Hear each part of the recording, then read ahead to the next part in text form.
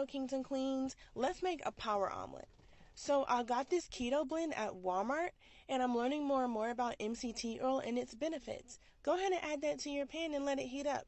Now this could be a 1 or a 2 egg omelet. I use 2.